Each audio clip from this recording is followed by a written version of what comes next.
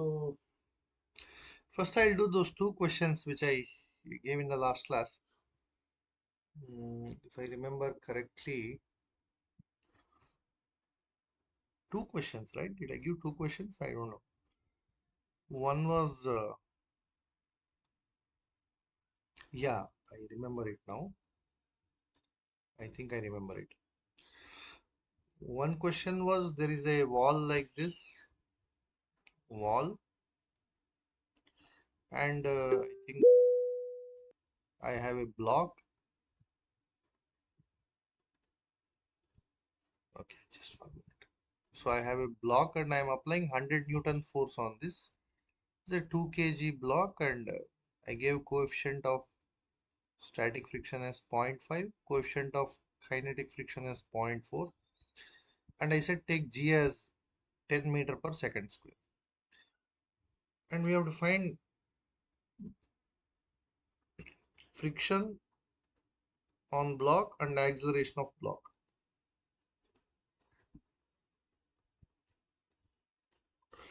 So this was one question.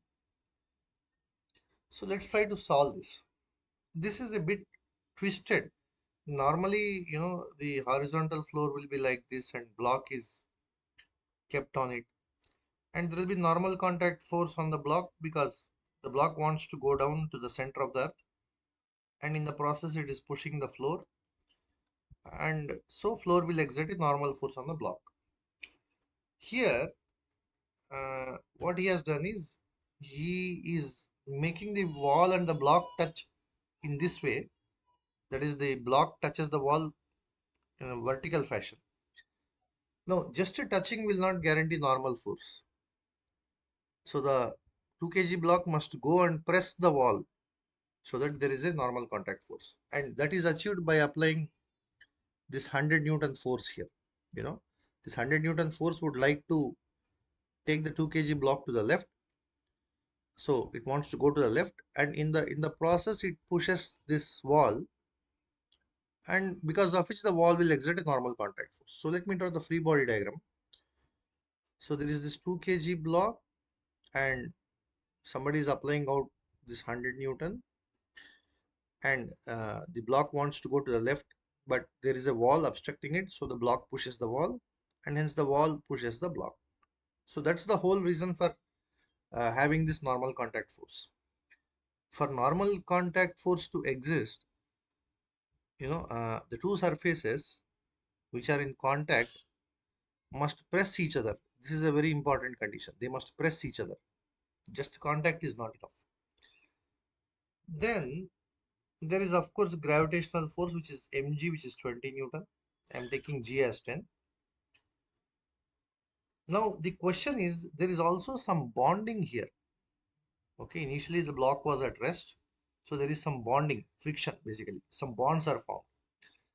So I want to find the bond breaking force or the limiting friction I want to find. So let me find limiting friction. Limiting friction is given by mu Sn, and I have given mu s as 0.5. Okay, I have given mu s as 0.5, and n has to be 100. N has to be 100. Why? Because horizontally the 2 kg cannot move. It would actually allowed to move to the left, but wall is not allowing it. So your applied 100 Newton is countered by this normal. So the normal also must settle to a value of 100 Newton. So the limiting friction is 50 Newton. That means to break the bonds between the wall and the block, the bonds which were formed due to cold welding. Cold welding means where the molecules touch, there are some bonds formed. So to break the bonds, 50 Newton is needed. But poor gravity can apply only 20 and it cannot break these bonds. Gravity is trying its best, but it cannot break the bonds. So friction will laugh at gravity, and friction will say, you are applying 20, well, that's a piece of cake. I'll counter you with 20, and the acceleration of block is 0. So friction, which can go from 0 to the limiting value 50, is happy to take only 20 newtons here to stop the block from going down. It can go up to 50, and it's quite happy that gravity is applying only 20. So friction will counter it with 20. So the acceleration of block is 0. Frictional force on it is 20 newtons. This is the idea here. The other question that I gave is very notorious. It's a very complex question. So let me just outline that. So I've got some inclined plane with this inclined angle 30 degree, and I've got a 2 kg block. Better. Just 1 minute.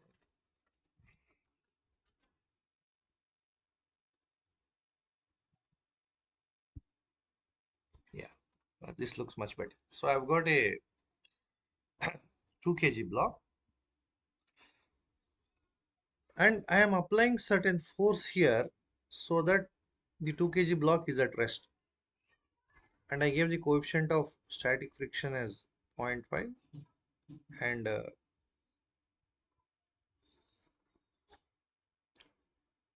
yeah, both static and kinetic, let's take it as 0.5. It doesn't matter, actually kinetic is not needed possibly, but let's take both static and kinetic. Sometimes both the coefficient of static and kinetic are given to be of same value for simplicity, for convenience in problem solving. Okay, now I was telling you in the analysis, and I gave some 4 options, I guess. The value of F should be 10 minus 5 root 3 Newton. The value of F should be 10 Newton. The value of F should be 10 plus 5 root 3 Newton. Or the value of F should be 11 Newton. Which of them is correct? So the question is, what is this F so that 2 kg is at rest? Now first we have to check whether without this force F will 2 kg move or not move. Let's check that. Without this F, do I really need to apply a force? Can't it just stay there without force? I have to check that. So if I draw the free body diagram, okay, so there will be a normal contact force. There will be mg cos theta here. I'm taking g as 10. So mg cos theta is 20 cos 30, 20 into root 3 by 2, which is 10 root 3. Then there is mg sin theta, which is 10 Newton. Now, first let's get the limiting friction, the bond breaking force here between the inclined and the block. Let's get that. The bond breaking force should be mu s n. In our current context, n has to be 10 root 3, no choice, because the block cannot move perpendicular to incline. Ideally, it would love to go in this direction because of mg cos theta, but the incline is not allowing and exerting a normal force on the block, whose value is also mg cos theta, to keep it at rest. So mu s is 0.5, n happens to be mg cos theta, which is 10 root 3. So the limiting friction is 5 root 3. So bond breaking force is 5 root 3. If you simplify that, it will be 5 into 1.732, some 8.5 Newton. So 8.5 Newton is the bond breaking force, and this is 10 Newton, so it will definitely break the bonds, and the block starts coming down. So if you don't apply any force, the block will slide down. That's the reason why somebody is applying this F, and they're asking you what is this F so that the 2 kg could be at rest.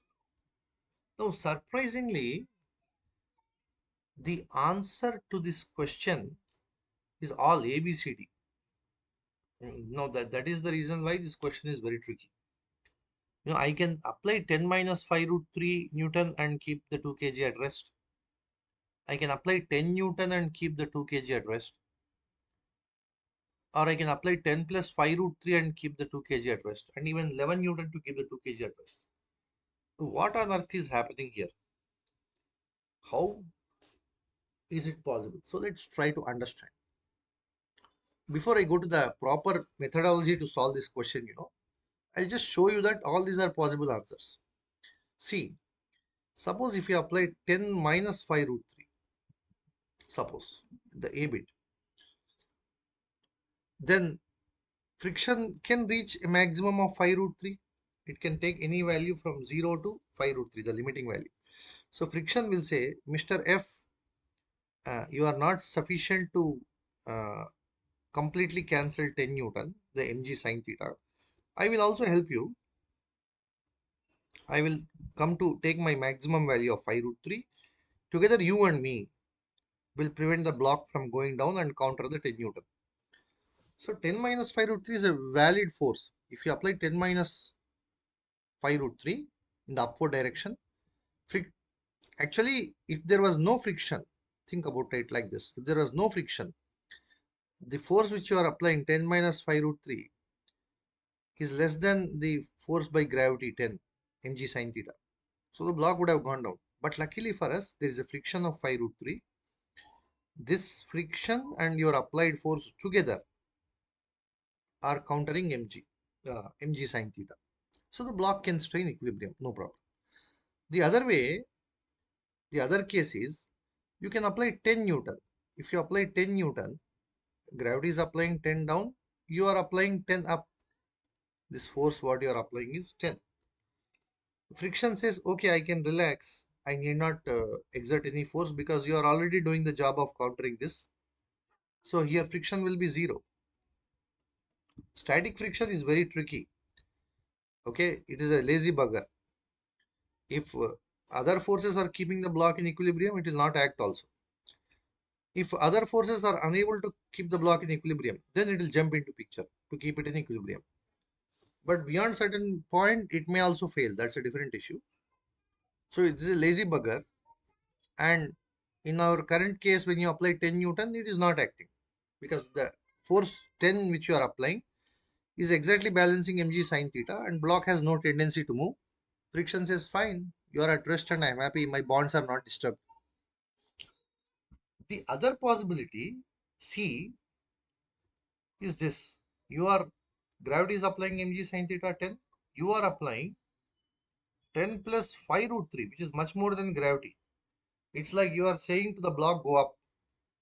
But friction is there. It says, hey, how can you take it up?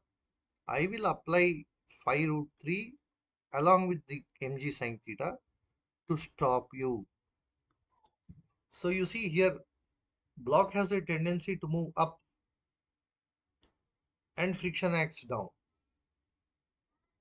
Okay, it is acting at its limiting value, the maximum value, but still that's okay. So 10 minus 5 root 3 keeps the block in equilibrium. 10 Newton keeps the block in equilibrium. 10 plus 5 root 3 also keeps the block in equilibrium. And 11 Newton also, because you applied 11, mg sine theta is 10. Friction can adjust up to 5 root 3, which is 8.5 Newton, right? So it can easily take 1 Newton value and say to you, your 11 Newton is countered by these two. So all A, B, C and D are the answers in this question. So if you look at this concept, it looks very tricky. Now, how on earth can we solve this problem with proper procedure? Okay, somebody gave me options A, B, C, D and I did some testing. First option, okay, it is satisfying, block can be addressed. Second option, okay, it is satisfying, block can be addressed. Third option, and this way I have been checking, but that's not the proper procedure. So now I want to introduce you to the proper procedure. And we will build upon this procedure in many other examples down the line. Different examples we'll take. So let me come back to the diagram again. So this is my block.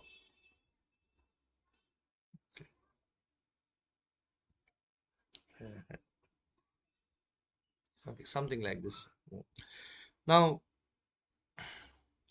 see, I am applying a force in the upward direction like this. Gravity is applying 10 Newton along the incline and perpendicularly 10 root 3, right? It was applying perpendicularly 10 root 3. There is a normal force. Now, first let us assume that block has a tendency to move down. That means my applied force is less than this 10. Okay, I am not applying more than 10, less than 10. Block wants to go down, but friction is there. So in that case, friction will act up. So my applied force is a smaller force and block has tendency to move down. So friction acts up. Okay. But the block is in equilibrium due to friction and my applied force, it is in equilibrium. So I can say F plus F, my force and friction together are countering 10 Newton. Or from here I can say friction is 10 minus F. But what is this friction? This is static friction because block is at rest. And our concept is static friction must lie between 0 and mu Sn. If at all it is acting, it should lie between 0 and mu Sn. Okay, and that is possible only for certain values of F. Depending on what F you are applying, static friction will lie between 0 and mu Sn. So by using this inequality on static friction, I can calculate my applied forces. So let's use that. So 0 less than Fs, which in my case is 10 minus applied force, is less than mu Sn, which is 5 root 3 in our case. Mu Sn was 5 root 3, now I calculated here. So let me get the values of F so that the static friction is lying between 0 and mu Sn. Okay. So first I applied static friction lies between 0 and mu Sn, but I wrote static friction in terms of applied force. So 0 less than this is less than mu n. From here I am getting the limits for applied force. It's an inequality. First I'll multiply with a minus 1. Then I have to reverse the inequality. When you multiply inequality with negative sign, inequality reverses. For example, if a greater than b, minus a would be less than minus b. The moment you multiply with a minus, you have to reverse the inequality. Now I'll add 10 throughout. So you have 10 minus 5 root 3 less than f less than 10. So as long as my applied force lies between 10 minus 5 root 3 and 10, as long as my applied force lies between 10 minus 5 root 3 and 10, the static friction, which is 10 minus f, lies between 0 and mu Sn, and block will not move. So for any value of f in this range, for any value of capital F in this range, block will not move. Friction will be static. It will lie between 0 and mu Sn.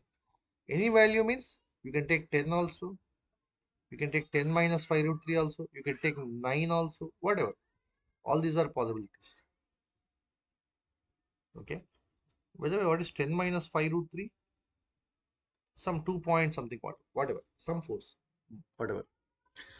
So any value of f within this will keep the block in equilibrium. But it is only one part of our analysis. Why only one part? Because I applied such a force where the block has tendency to move down and friction is acting up. But I can also apply a force, a huge force, where the block has a tendency to move up and friction is acting down now. So in that case, I can write F should be 10 plus Fs, or my static friction in terms of applied force is this. But static friction lies between 0 and mu Sn. You should always apply this inequality. If you assume the static friction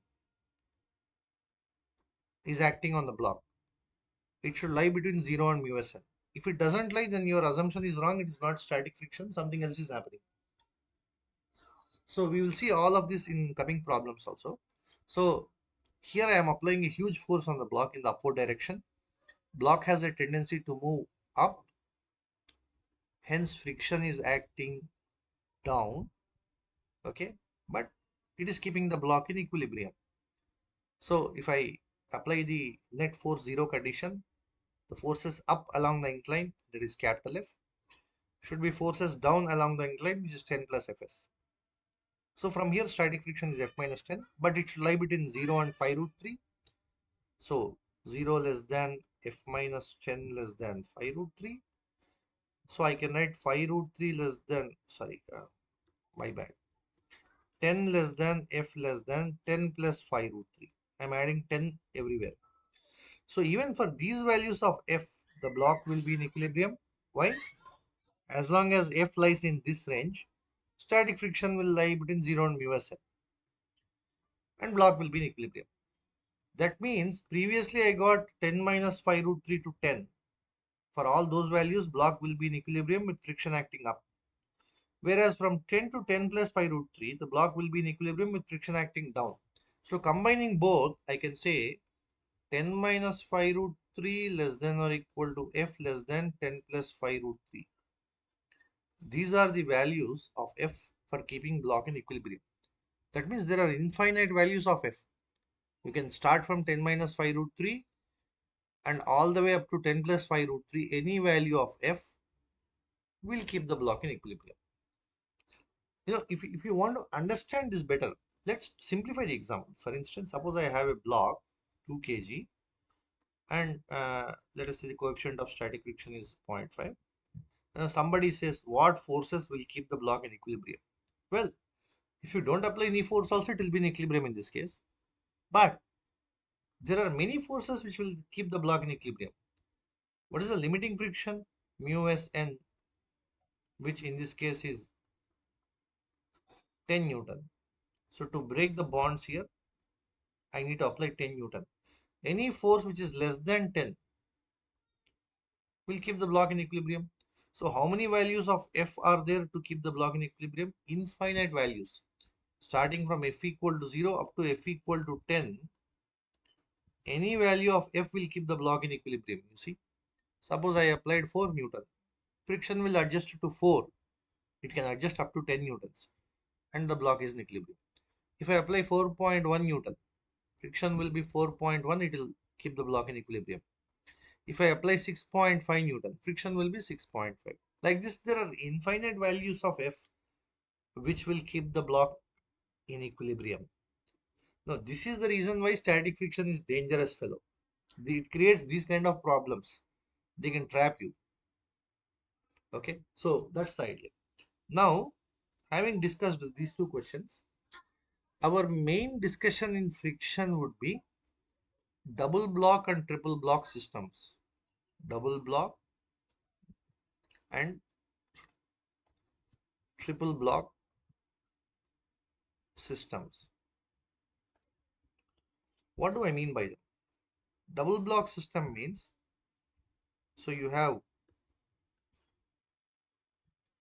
one block kept on a surface and you have another block kept on it. Suppose I call this block A and I call this block B. There is some friction between the blocks also, and there could be friction between B and ground also. Let's assume there is friction. And suppose you are applying certain force on the upper block.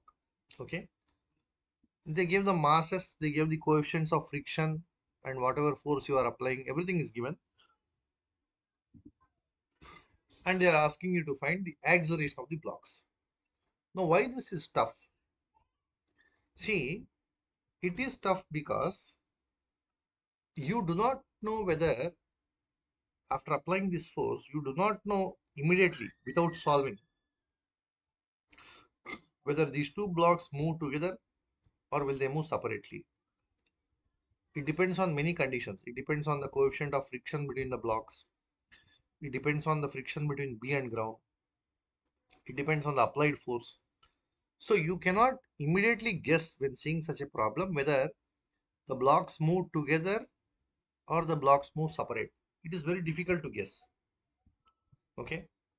Sometimes you assume something and solve, but maybe that answer is wrong.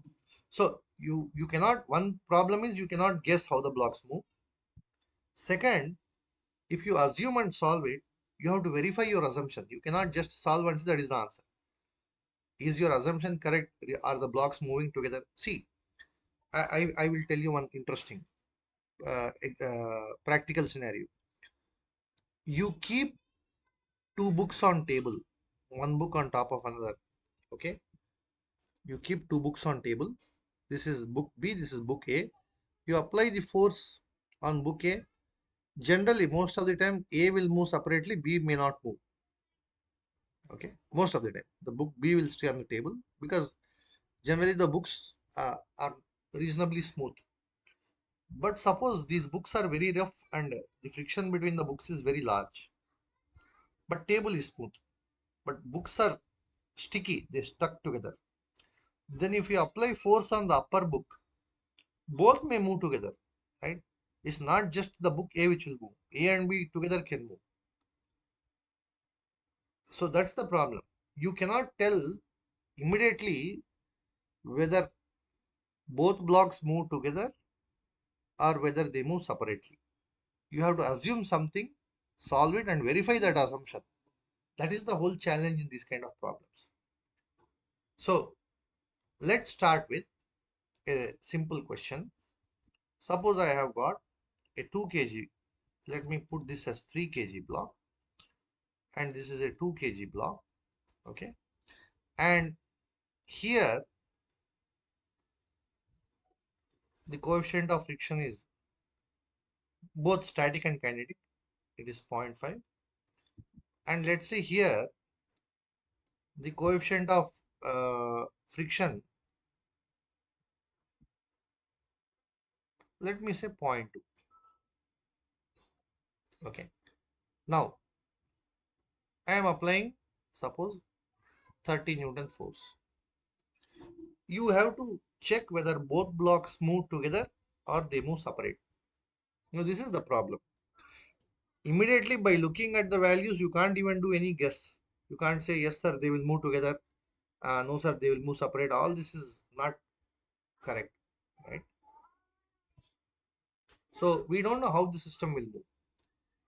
So you have to assume something and solve the system and verify your assumption. Generally the best assumption is assume both blocks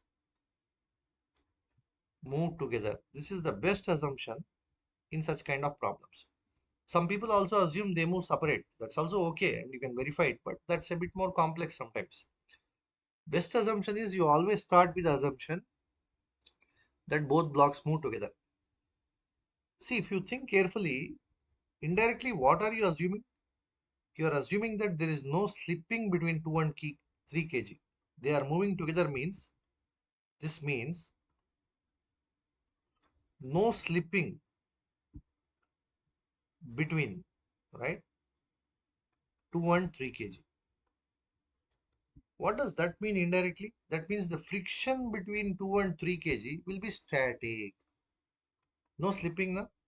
So indirectly you are assuming friction between 2 and 3 kg is static. That is your assumption. It may or may not be. How will you verify this? After you solve assuming both move together and all that, you should somehow find the value of this friction that is acting between 2 and 3 kg. Remember, it's a static friction. You assumed it to be static. So how will you find its value? There is no formula. You have to find it using Newton's laws. We'll do that. And you find its value. Check whether this value of static friction, whatever you got, is it lying between 0 and mu Sn? Because static friction should lie between 0 and mu Sn. If it does not lie, whatever value you calculated, if it doesn't lie between 0 and mu Sn, then it is not static. Your assumption is wrong. Then they don't move together. So let me assume both blocks move together. Okay, they are moving together with common acceleration. So I'll draw combined free body diagram. Now it's like a 5 kg block. You are applying 30 Newton. Mg will be 50. There will be a normal contact force by the ground, which will also be 50 because the system cannot move vertically. And what about the kinetic friction here? Why am I saying there is kinetic friction here? Because you assumed both are moving together. So this combined system is moving on the floor. That means there is slipping between floor and the combined system. So it is kinetic. It has to be kinetic. And what is this value? Mu kn, single formula. Mu k, what did he give here for the floor? 0.5.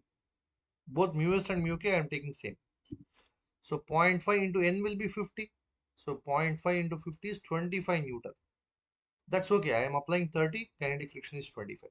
So what is the acceleration of the system? 30 minus 25 net force by total mass. That's like 1 meter per second square. So I solved the problem. I got common acceleration as 1. Okay. But all this we have done under assumption that they move together. In the first place, we don't know whether that is correct or not. So we got to verify this assumption. So how will you verify this assumption? Well, by assuming they move together, you assumed that the friction between these blocks is static. So you should find its value and check whether it is really static or not. After finding value, how will you check it is static or not? By checking whether it lies between 0 and mu sn or not. If it lies between 0 and mu sn, it is static. If it doesn't lie between 0 and mu sn, it is not static. That is the idea. Now, first, how I have to calculate. So, how the hell do I calculate the friction between the blocks? Take any one block. I'll take upper block. This is the upper block mass, 2 kg. And you have been applying 30 Newton on the upper block. And let's assume the static friction to be F. No formula is there for it. But we already calculated the combined acceleration as 1. So, even independent accelerations are 1, right? Because if the two blocks are moving together with 1 meter per second square, individually also you can say their accelerations are 1. So I took the upper block's free body diagram and I'm applying Newton's laws to get static friction. Net force is mass into acceleration. See this? No formula. I'm using Newton's laws in a very clever way. So I got the force to be 28 Newton. I got this as the static friction. I have to verify whether this lies between 0 and mu sn. If it doesn't lie, then this cannot be static. But you might be thinking, sir, why did you take only 2 kg? Can I not calculate friction by taking 3 kg? Yes, you can do that. If you take 3 kg free body diagram, then it's like you are saying the static friction on 3 kg is to the right. Why? Because you are applying force on 2 kg and it takes 3 kg along with it to the right. So that is the static friction. This is 25. And you got the acceleration as 1.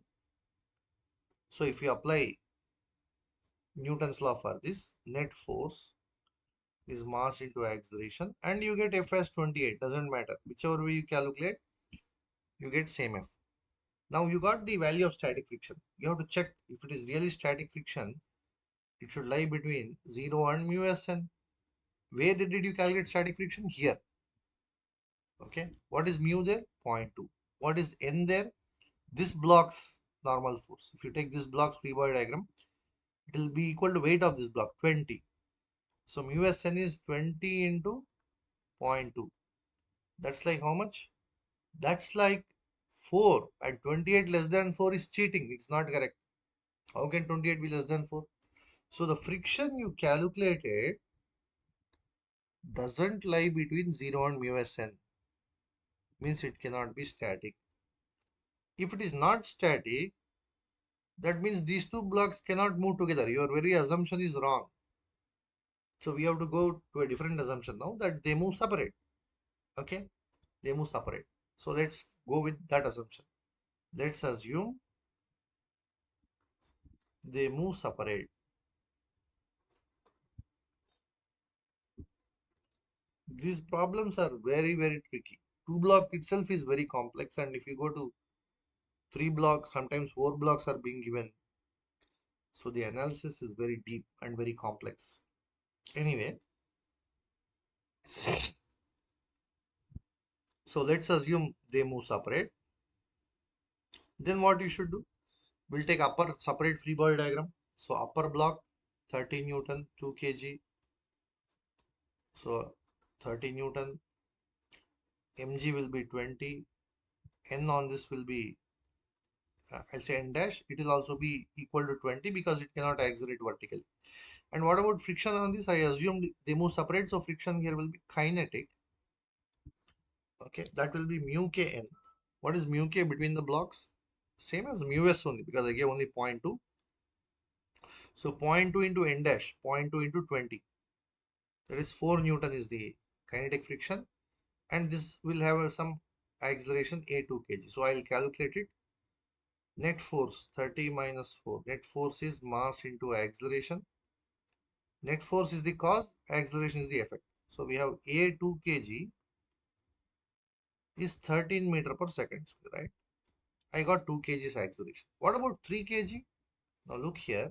If I draw 3 kg free body diagram, reaction of this kinetic friction acts on 3 kg in this direction.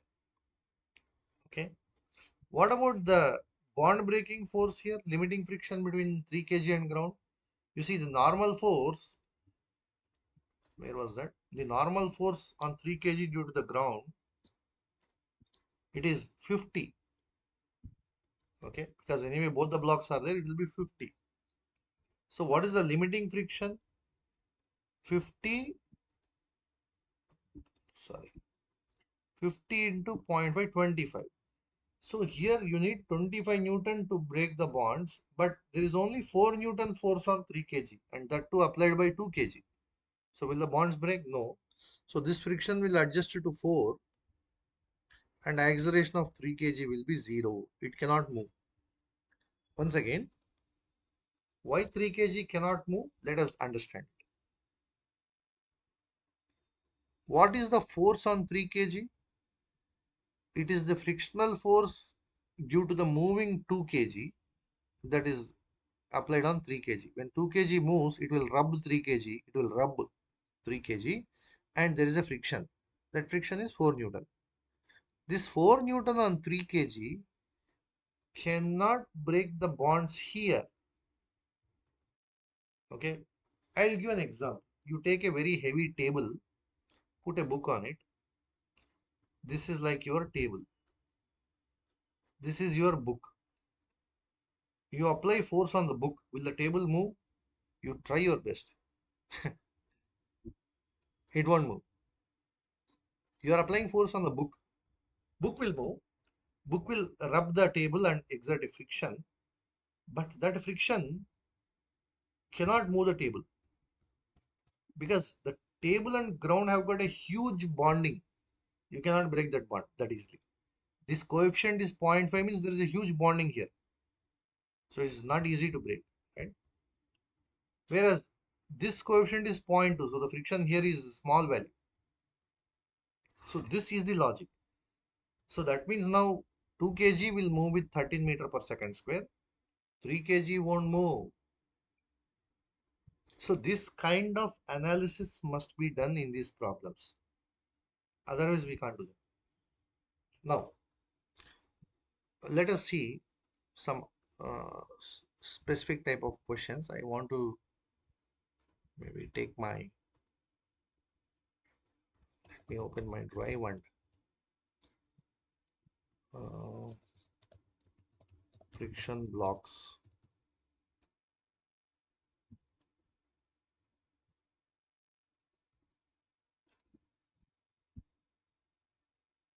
Yeah, let me download this and we'll do questions from this. I think some answers are wrong here. We'll do them properly.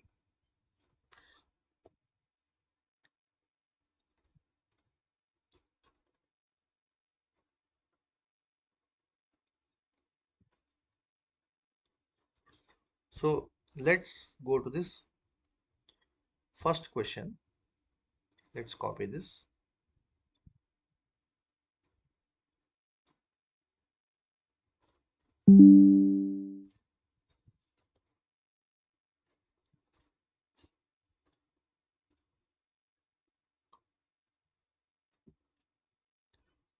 Okay, it's something like this. I think this acceleration of two blocks kind of thing is got.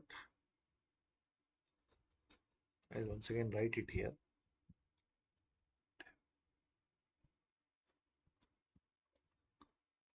Acceleration of two blocks. Let me write like this. Okay, let's solve this question. Again, you see here, there are two blocks, 5 kg and 4 kg, and there is a force applied on the upper block and coefficients of friction are given. Okay, and we are asked to find the acceleration. What we should do? First, you start with the assumption that they move together. That's the best assumption always. So we are taking it as a single block 9 kg. I am applying 40 Newton. How can they move together? Uh, Here it has to be kinetic friction. Otherwise, they will not move at all. The ground, if it is not allowing the blocks to move, they won't move. So kinetic friction has got a fixed value mu n. Mu is 0.3 and n is 90. 0.3 into 90 is 27 Newton, right? So what is the combined acceleration? 40 minus 27 by 9. 13 by 9. meter per second square. This is the combined acceleration under our assumption that they are moving together. Well, they may not be moving together. I don't know. I have to check it. How do I check it? See, I assume they move together. It means there is no slipping between them.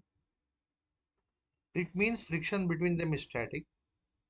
So somehow I have to find it and check whether this friction is lying between 0 and mu s n, because static friction always lies between 0 and mu s n.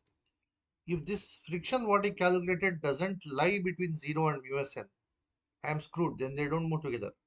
Then I have to go with the assumption that they move separate. So I got the combined acceleration. Now how do I get friction? Take any one block, either 4 kg or 5 kg. So let me take the 4 kg, the upper block. And what is the force on it? I am applying 40. And friction between 4 and 5 kg is static. We already found the combined acceleration to be 13 by 9. So let's apply Newton's laws. 40 minus F, net force is mass into acceleration. You see, I am finding static friction by using F equal to ma. There is no formula. The static friction does not have any formula, but it should lie between 0 and mu s n. That's the only condition. Okay, so from here, what do I get F as? 40 minus 52 by 9. 360 minus 52, 308 by 9. This is the friction I am getting. If it is really static, this fellow, whomever I calculated, should lie between 0 and mu s n, where you should take the mu s and n between the blocks, right? Between the blocks, mu s is 0.5. N on this block is equal to its weight mg, 40. And there is no other vertical force except mg, no? So n will be 40. So 0.5 into 0.5 into 40. Is it correct? Does it work? So 308 by 9 should be less than 20. Is it correct? No. Something seriously is wrong. This is not correct, right? So the blocks cannot move together. If this friction was less than mu s n, they would have. In fact, here I gave a wrong answer. I got to verify this. I gave some wrong answer. Okay. Let me solve it properly and then give the answer. Now, so what is the next best assumption? They move separate. So upper block, let's say it's move separate. So what is the free body diagram of that 4 kg block? I am applying 40 and there is a kinetic friction here now, whose value is mu n. Mu is 0.5, n is 40, that is 20, and it has some acceleration. So net force 40 minus 20 is mass into acceleration. So A comes out to be 5 meter per second square. What about the lower block 5 kg? Let's do it very carefully. On 5 kg, there is reaction of this kinetic friction. So if kinetic friction on 4 kg is to the left, kinetic friction on 5 kg will be to the right. So I'm going to put it like this, 20. Any other force? Nothing. And here, what is the bond breaking force? We already saw that. 0.3 into 9, 27. Can 20 break this 27 Newton? No. So this friction will adjust to 20 and 5 kg acceleration will be 0. 5 kg acceleration will be 0. So upper block is moving with 5 meter per second square and lower has 0 acceleration. So acceleration of 4 kg is 5 meter per second square and acceleration of 5 kg is 0. This is what the problem is. Now let's go to the next problem. Same values except he changes some coefficient of friction here now. Now they may move together, right?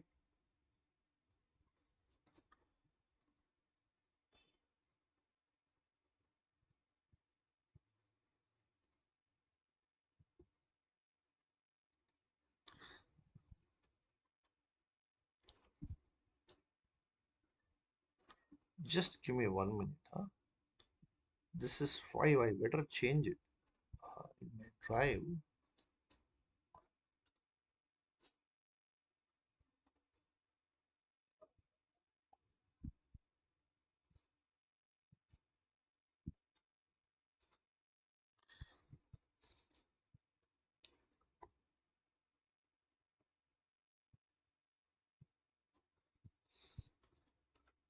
Just give me 1 minute. Every time I'm thinking of changing this answer.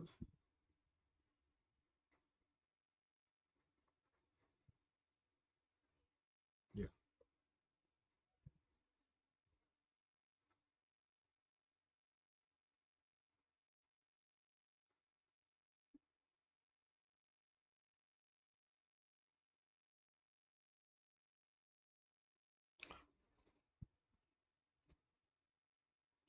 So we got the answer as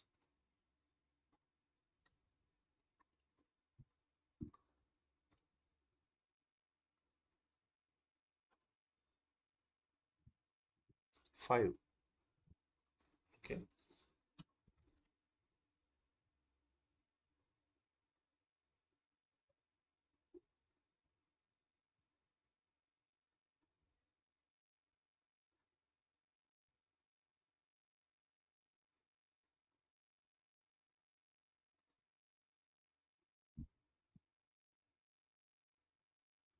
Okay. So let's look at the next question.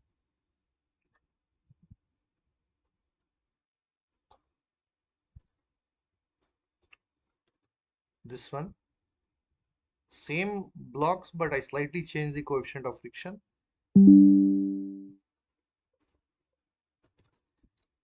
Okay. So this is the question. Now again, what is the best assumption? You start with they move together. So I take the combined free body diagram.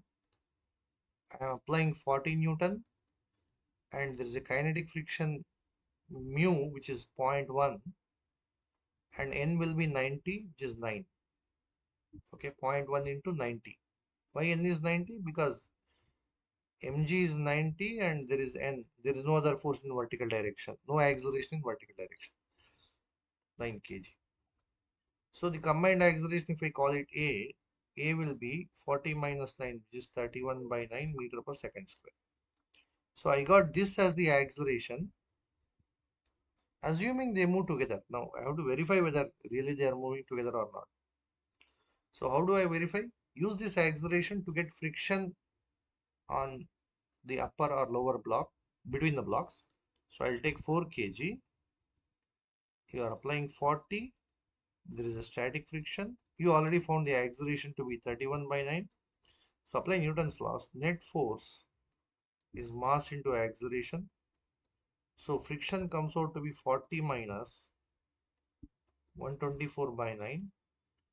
So 360 minus 124. 360 minus 100, 260 minus 24 is 236 by 9. This is the friction you got. If it is really static, if they are really moving together, this should lie between 0 and mu s n. So 0 less than 236 by 9 less than mu between the blocks, which is 0.8, this mu, and n here is 40. 0.8 into 40 is 32. Is this correct? If you multiply with 9, 0 less than 236 less than, this is correct. So the friction indeed lies between 0 and mu s n. So it is static. That means our assumption that the blocks move together is fine. Combined acceleration is 31 by 9. That's the exact answer which is given here also. Now, I will give you one question. I want you to try that. This. I want you to tell with proper analysis whether these blocks move together or they move separate. Just 1 second. I'll just slightly decrease this. Yeah, this is the question. I want you to try this. Always it is best to start with the assumption that they move together. Okay, that's the always the best assumption. Don't look at the answer. Well, answers are wrong also sometimes. Maybe it's good that there will be wrong so that people will get misguided by the answer. Anyway,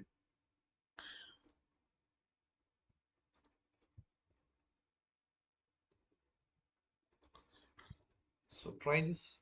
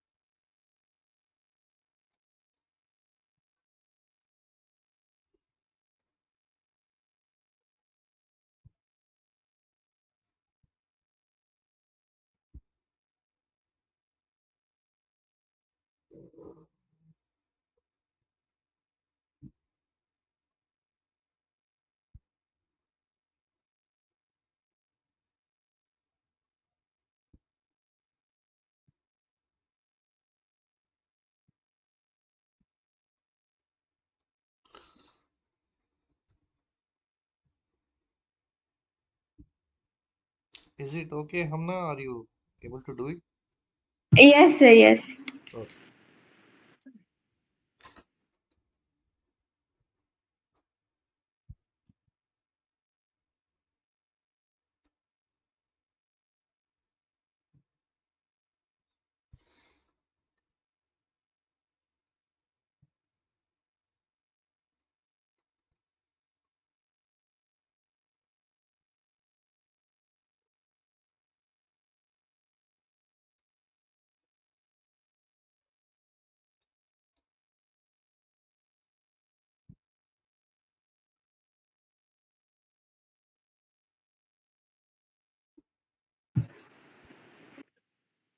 So I got it as 2 meter per second square. Yes, I think that is the answer. So I'll, do this problem in two ways. Two ways as in one is the normal method that you assume they move together and verify it, and it turns out to be correct. Correct. But sometimes students ask me, sir, I want to be different. I don't want to assume that they move together. Rather, I like the assumption that they move separate, and I start with that assumption and do it. Then how do I verify? Okay, so let's do that. Suppose I assume. Now this is a bit tricky. So I'm coming to this argument. I assume blocks move separate. Suppose nothing wrong. It's only an assumption. Every assumption we have to verify. Okay. Uh, your friend says, I got JE first rank. Nothing wrong. You got to verify. You should take his or her hall ticket number and check it. You know, it may be right. Well, he got first rank, or maybe it may be wrong. Whatever. So you got to verify. We can't believe anybody, and more so in physics, it has to be tested very thoroughly. So I assume blocks move separate.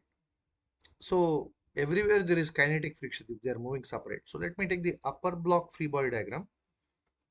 I am applying 5 Newton and there is a kinetic friction which has got a direct formula mu kn. There is only one mu given, so I'm using the same thing for mu s also and mu k also. So the mu k is 0.2 and n at this junction will depend on the weight of the 2 kg. So it is 20. So 0.2 into 20 is going to be 4 Newton. And this is the 2 kg block. So its acceleration is 5 minus 4, that is 1 by 2 meter per second square. Net force by mass. I have done that. Nothing wrong. Somebody assumed that it moves separate and they calculated. Now on the 3 kg, the reaction of this 4 Newton will act. So there is a 4 Newton in the forward direction. You can visualize that, right? See, when 2 kg is moving, it is rubbing 3 kg and saying to 3 kg, come along with me. So it's exerting a 4 Newton force to the right.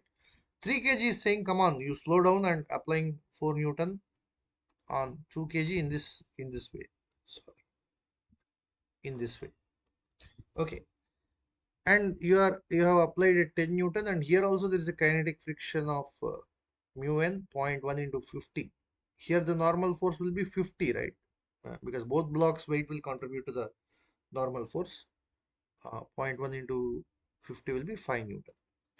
And so the acceleration of 3 kg you are getting here as 10 plus 4 minus 5 by 3, that is 9 by 3 or 3 meter per second square. Now, most of the times, students solve like this, and these are the answers. Then I ask them, well, it's your assumption that they are moving separate, but they may actually not be moving separate. So how do you verify that? You got the answers, but how do you verify it? In if they move together, then we said that it's going to be static friction, and then you calculate that and check it. If it lies between 0 and mu s n, you have got a clear-cut procedure. What about here? Now you see the argument. As per your free body diagrams, that they move separate, you got the acceleration of 2 kg as half, which is like, 0.5. You got this as 0.5 meter per second square. So the upper block is accelerating with, if I draw it here, 0.5. And the lower block has got an acceleration of 3, right? 3. These are the accelerations you got. Think for a minute. Which block has got greater acceleration? It's the lower block. 3 kg has got greater acceleration. So the 3 kg is racing and going faster. In a given time, in a given time, 3 kg would achieve greater speed than 2 kg. That means 3 kg is going faster than 2 kg. If 3 kg is going faster than 2 kg, it's like the bottom block is moving faster than top block, then the bottom block will rub the top block to the right. The 3 kg must push the 2 kg to the right. So the friction on 2 kg should have been to the right. As per your answer, the friction on 2 kg due to 3 kg should be to the right, but you took it to the left here in the free body diagram. You got the answer by taking it to the left. The answer says, boss, lower block has more acceleration than upper block. It's like, the lower is trying to push upper to the right. Come on, come with me, like this. So answer says friction on 2 kg should be to the right, but you took it to the left. Boom, boom. So what we do now, let's take the friction to the right. Answer says friction on 2 kg due to 3 kg must be to the right. So let me do that. So I'll do that now. Friction on the upper block due to lower should be to the right. How much was the friction? 4 Newton, right? Sorry. It's not to the left but to the right. Okay. And mass is 2 kg. So now the acceleration of this should be 5 plus 4 by 2. That is 4.5 meter per second square. And the lower block, which is your 3 kg, on this reaction of this friction will act to the left. And you have applied a 10 Newton force to the right. And this kinetic friction anyway has to be to the left because the block is moving to the right. So that's going to be 5. So this acceleration now will be 10 minus 4 minus 5, that is 1 by 3. Wait, now the answers tell that upper block has greater acceleration, lower has lesser acceleration. So the friction on lower should be to the right and upper should be to the left, but you took it this way. And the answers say that friction on 10 kg should be to the right, but you took it to the left. Okay, then take it to the left, but answer says it should be to the right. Okay, take it to the right, but answer says it should be to the left. This is the problem. That means something is wrong with your assumption in the first place. That they are moving separate is a wrong assumption. Because if they are moving separate, the answers will tell the direction of friction, who is accelerating faster, who is accelerating slower. But see, the answer is telling here that friction on 3 kg should be to the right, but you got this very answer by taking it to the left. That's the problem. That's the problem. Okay, so it doesn't work.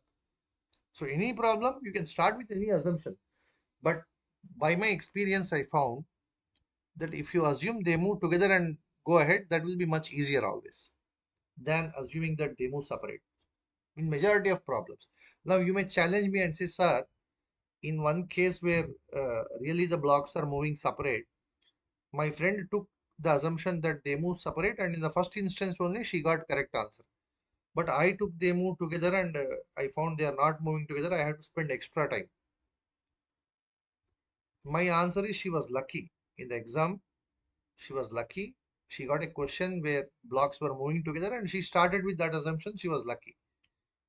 You might take 2 extra minutes because you started with the assumption that they move together. That's okay. So you cannot compare like that. You have to do analysis. That is the main thing. Sometimes luck also plays a role. So she started with the correct assumption and she got it in the first instance only, right? It took a slightly longer time for you. That's okay. But you cannot say that it is cheating.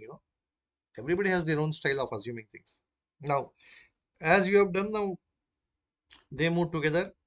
Assume they move together, right? And solve it, and you get the correct answer. That's correct. So you get the correct answer of 2 meter per second square.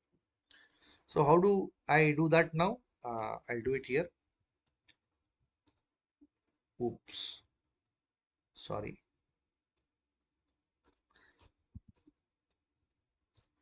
So assuming they move together, I'm drawing the combined free body diagram. So you've got a total of 15 Newton, 10 plus 5. So I'm going to show it here, 15 Newton on both the blocks. And there is a kinetic friction between the lower block and ground, which is 5 Newton, right?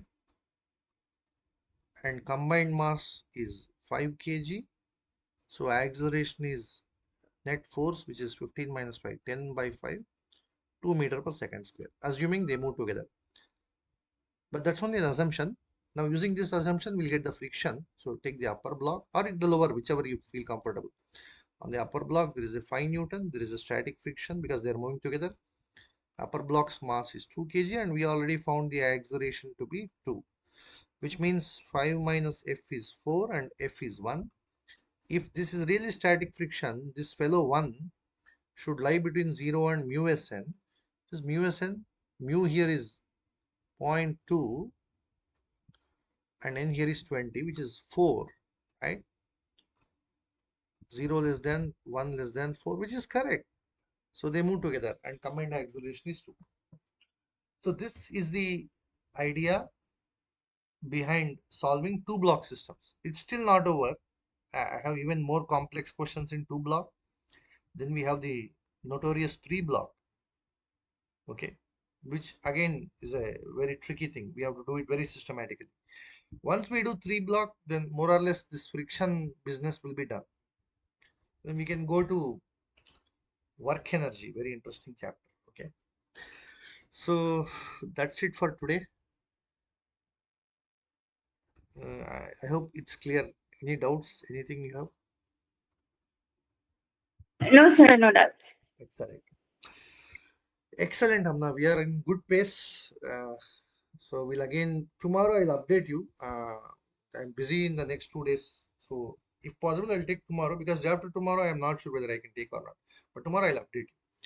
If I'm taking, I'll take it a bit early only. Okay. Maybe 5:30. You are back, right?